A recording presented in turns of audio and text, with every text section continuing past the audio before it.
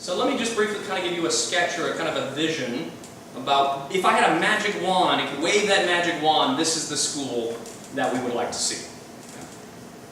I would like to see kindergarten through 12th grade, 5-day-a-week program, but part-time for kindergarten through 2nd grade. The students are going to come to class wearing uniforms because how we dress is one way we respect others. It's about others, not ourselves. The school itself would have an atmosphere of beauty. We would have wooden furniture, not metal and plastic. There'd be great windows letting in lights. Should be able to see green things in a classroom. Hopefully some bird feeders out the window so they can see that life is happening all around them all the time. The students are going to be engaged in ideas all day, not busy work. Not activities for the sake of activity, but present to them, to a child, a great idea.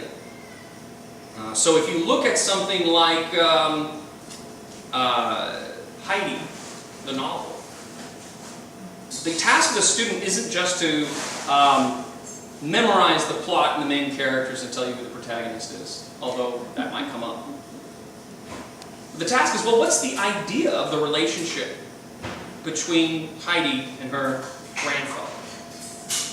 And what is her relationship to the city when she moves to town out of the mountain? Kids can engage in these ideas in ways sometimes we might surprise ourselves. And in a healthy classroom, I think the teacher should be learning as well. So the teacher is really one of the most exciting parts about this. The teachers are going to be trained with Bill and Mary Ellen on how to run a truly Charlotte Mason style classroom. And at the core of this belief, before we get into the nuts and bolts, we're always very eager to get the nuts and bolts, but we skip over the philosophy. We skip over the ideas behind the nuts and bolts. And we were just talking this morning about that, how a lot of moms will come to you and say, okay, what do I do? How do I teach my kids in the Charlotte Mason way?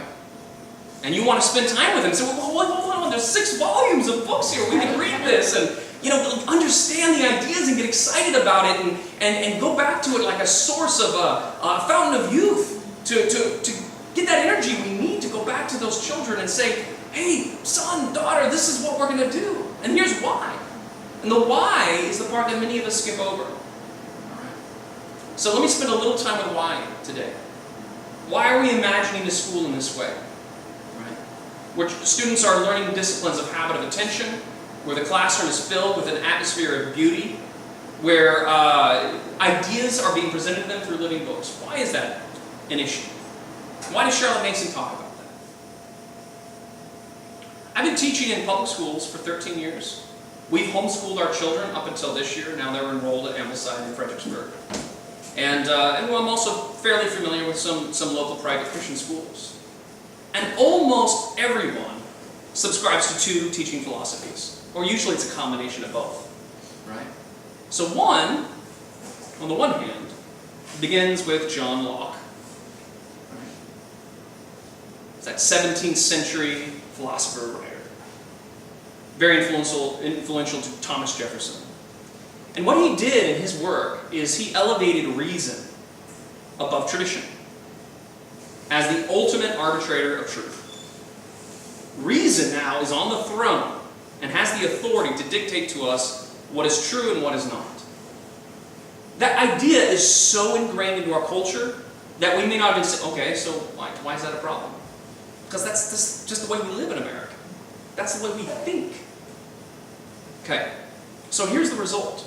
I don't think Locke intended this, but now what we have is we have students and we tell them, you are the arbitrator and ultimate authority on truth because you have reason. And we forgot that they're fallen. We forgot that they're rebellious. We forgot that they have a sin nature. Right? And so we're surprised then when these students reject the lessons of their teachers. Or we're surprised when they want to choose a different kind of life to live. We told them they can decide. And indirectly, this kind of thinking led to the other mainstream thinking in educational philosophy, which we might trace back to a guy called Rousseau.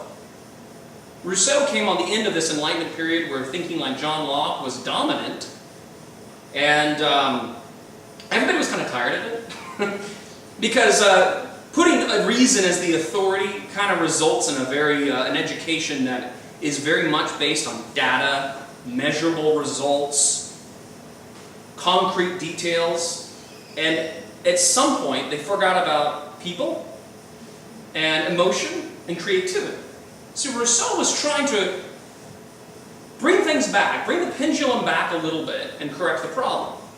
But he made some mistakes too. He said that man is inherently good in a state of nature. He makes no allowance for the reality of sin, you see. Rousseau. Yeah. And he was writing at the end of the 1700s. He was very influential to the Romantic movement, or the Romantic poets. And if you know anything about the Romantic poets, you know that it's all about freedom of the individual and expression and emotion. It makes great poetry, really bad educational practices. Okay. So what's the consequence of this kind of thinking? These are the teachers, people who think Rousseauian, whether or not they know it, are not the ones driven by data. They're the ones driven by the kid. That individual freedom of that child is the ultimate arbitrator now of truth. So reason, at least, was supposed to be above us as individuals. Right? It was supposed to be something that we can hang our hat on because it was supposedly sound. But now we've just said, no. The individual in a state of nature, in other words, don't mess with them too much. Let them run free and wild, dare I say. That sounds great. It sounds like I would love to grow up that way. I would maybe even love to teach that way. But we forgot about the sin nature.